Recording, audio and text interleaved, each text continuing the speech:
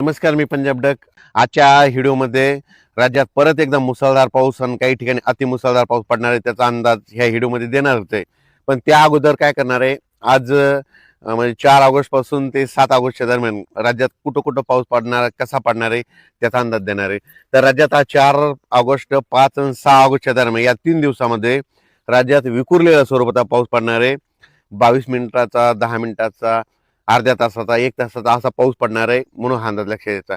सर्वप्रथम हा कुठं पाऊस पडणार आहे, जे भाग आतापासून पावसामध्ये वंचित होते, म्हणजे ज्या भागात अद्यापही पाऊस पडलेला नाही त्या भागात हे पाऊस पडणार आहे.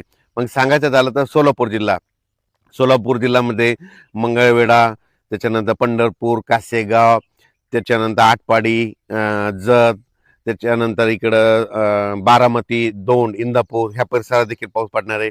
त्याच्यानंतर अहिल्यानगर जिल्ह्यात देखील पाऊस पडणार आहे. त्याच्यानंतर इकडं लातूर जिल्ह्यामध्ये उदगीर, नळदुर्ग, अक्कलकोट, मंद्रुप ह्या परिसरामध्ये पडणार आहे.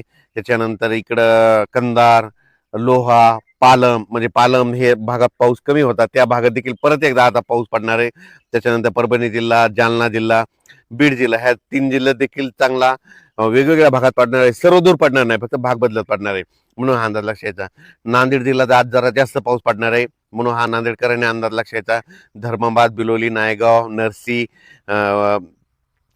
त्याच्यानंतर वसंतनगर त्या भागात देखील पाऊस पडणार आहे. त्याच्यानंतर इकडे यवतमाळ जिल्ह्यात देखील आहे, अमरावती जिल्ह्यात आहे, अकोला जिल्ह्यात आहे, वाशिमकडे आहे, हिंगोलीकडे आहे, अकोला जिल्हा, बुलढाणा जिल्हा, जालना जिल्हा, जळगाव जिल्हा, जळगाव जिल्हा, परभणी जिल्हा ह्या परिसरात काय होणार आहे, दुपारनंतर ऊन पडेल आणि दुपारपर्यंत ऊन पडेल, दुपारच्या नंतर लगेच जोराचा पाऊस सुरू होणार आहे म्हणून हा अंदाज लक्षात येतात. आणि मुंबई कोकण पट्टीचा म्हणजे ते पालघर पासून ते इकडं रत्नागिरीपर्यंत, गोव्यापर्यंत ते पाऊस सुरूच राहील. त्याच्यामुळे पुणेकडे देखील सरी सुरू राहते. घाटमाथ्यावरला पाऊस आज जोर धरणार आहे म्हणून हा अंदाज लक्षात यायचा. मुंबईला देखील पाऊस सुरू होईल, नाशिकला देखील पाऊस येईल, संगमनेर, अकोलेकडे पडेल, त्याच्यानंतर नंदुरबार, धुळेकर सरी येतील, काही ठिकाणी रिमझिम पाऊस येईल. आणखी 3 दिवस मध्ये राज्यात असाच विखुरलेल्या स्वरूपाचा पाऊस आहे. सर्वदूर नाही पण पाऊस येणार आहे म्हणून हा लक्षात यायचा. पण आता याच्यानंतर पाऊस कधी येणार आहे, तर राज्यातल्या शेतकऱ्याला 7 ऑगस्ट पासून ते 13 ऑगस्ट पर्यंत, 13-14 ऑगस्ट पर्यंत शेतीची कामे करण्यास वेळ आहे. त्या 5-7 दिवसामध्ये तुम्ही शेतीची कामे करून घ्या, कारण की राज्यामध्ये 15 ऑगस्टला म्हणजे यावर्षी नागपंचमीला पाऊस येणार आहे म्हणून हा अंदाज सर्व शेतकऱ्यांना लक्षात येतात. सगळ्यात जास्त पूर्व विदर्भ आणि पश्चिम विदर्भ. पूर्व विदर्भामध्ये गडचिरोली, चंद्रपूर, वर्धा, नागपूर, भंडारा, गोंदिया, यवतमाळ, अमरावती, अकोला, नांदेड, हिंगोली, वाशिम, बुलढाणा ह्या जवळपास 6-5-11-13-15 जिल्ह्यामध्ये मात्र मुसळधार पाऊस पडणार आहे म्हणून हा अंदाज लक्षात यायचा. सांगायचं म्हणजे यावेळेस वरून राज्याची बॅटिंग विदर्भाकडे आहे. पण हेच कमी दाबाचा पट्टा काय होईल, आता जसा पाऊस गेला तसा इकडे लगेच पुन्हा जालनाकून जळगाव, नंदुरबार, धुळे, नाशिककडे परत जाणार. मग त्याच्यानं परत नाशिककडे देखील उत्तर महाराष्ट्राकडे जोरदार पाऊस पडणार म्हणून परत पुन्हा गोदावरी नदीला पाणी येणार. आणि योगायोगानं तुम्हाला एक सांगू इच्छितो की जायकवाडी धरण आहे आजच्यानं 90% भरलंय. तर तुम्हाला सांगतो 90 आणि 93% झाल्याच्या नंतर ते सोडणार आहेत. तर जायकवाडी धरणातले जे जी नदी आहे गोदावरी नदी, ती पैठण पासून पुढे निघते, ती नांदेडपर्यंत आहे. ज्यांच्या मोटरी असेल तर चालू असल्या तर ठेवा, पण बंद असल्या तर काढून घ्यायची तयारी ठेवा, कारण की जायकवाडी धरणाचं पाणी कधीही सुटू शकते, कारण वरतून आवक चालू आहे.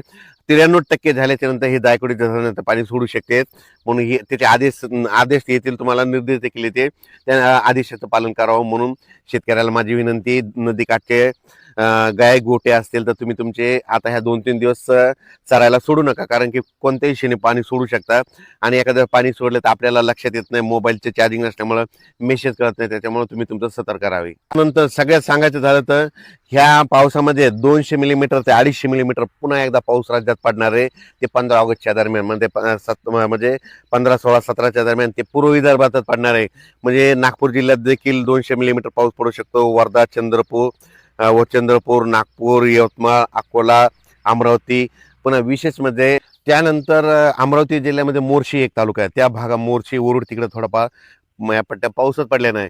तर मोर्शी तालुक्यातल्या सर्व शेतकऱ्यासाठी आनंदाची बातमी की तुमच्याकडं ह्या पावसामध्ये 15 ऑगस्टचा जे पाऊस आहे ना, त्याच्यामध्ये चांगला पाऊस पडणार आहे, मुसळधार पाऊस पडणार आहे, वडे नाले देखील खळखळ वाहणार आहे म्हणून अंदाज लक्षात यायचा.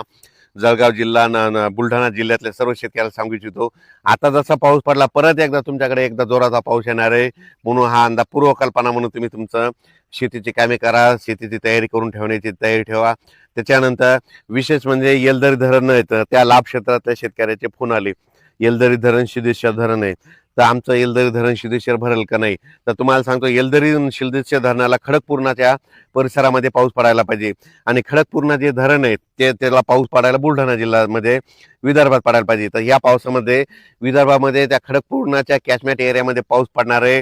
त्याच्यामुळं खडकपूर्णा भरलं तर त्याचं पाणी येलदरीला येतं, येलदरीचं पाणी सिद्धेश्वरला येतं, आणि त्याचा हिंगोली जिल्ह्याला फायदा होतो. म्हणून त्यांच्यासाठी आनंदाची बातमी, सप्टेंबरपर्यंत हे तिन्ही धरणं भरून जाणार आहेत, म्हणून त्यांच्यासाठी आनंदाची बातमी. पण हे देखील त्यांनी अंदाज लक्षात घ्यायचा.